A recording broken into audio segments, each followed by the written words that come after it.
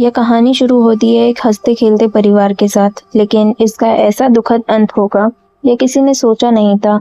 शिखर और अवंतिका दोनों की शादी 2 साल हुए थे।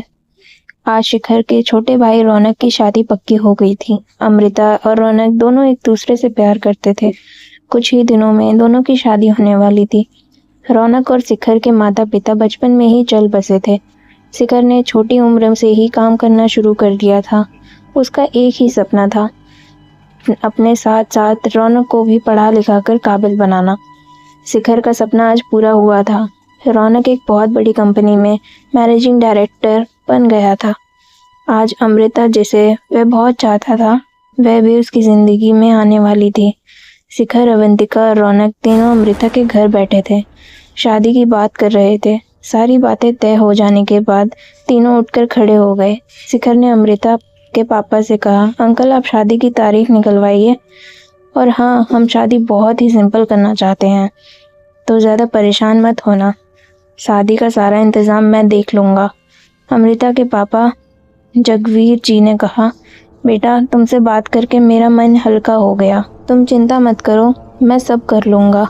शिखर ने अवंतिका की ओर इशारा किया। दोनों विदा लेकर चल दिए।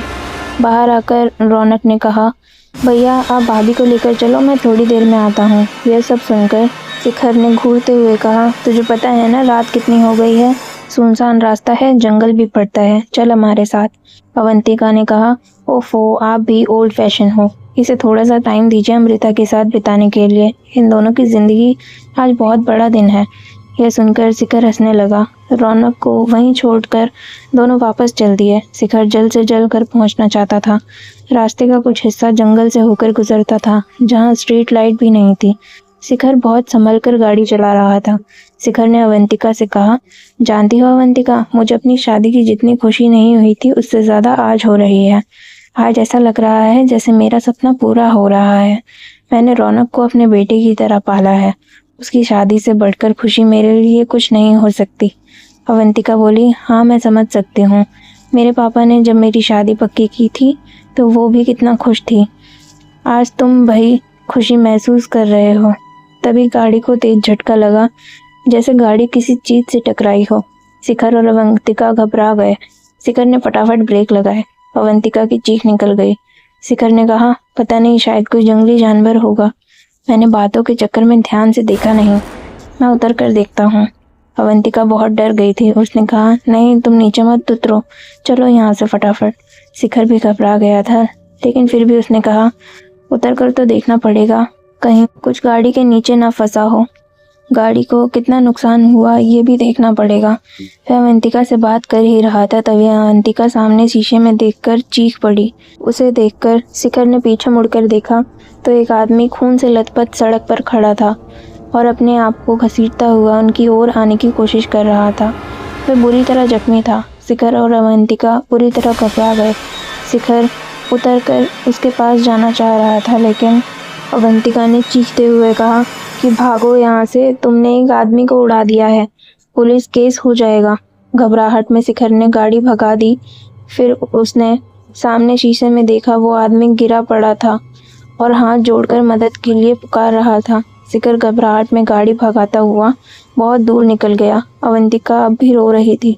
शिखर ने कहा, हमें शायद उसकी मदद करनी चाहिए थी, उसे अस्पताल ले जाना चाहिए था, वह मर जाएगा।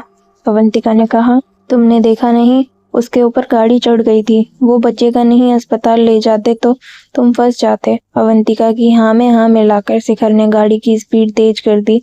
कुछ ही देर में वे दोनों शहर पहुंच गए। वहां पहुंचकर दोनों ने राहत की सांस ली। अवंतिका ने पानी की बोतल निकालकर पानी पिया और बोतल शिखर की ओर बढ़ा दी। शिखर ने मना कर दिया।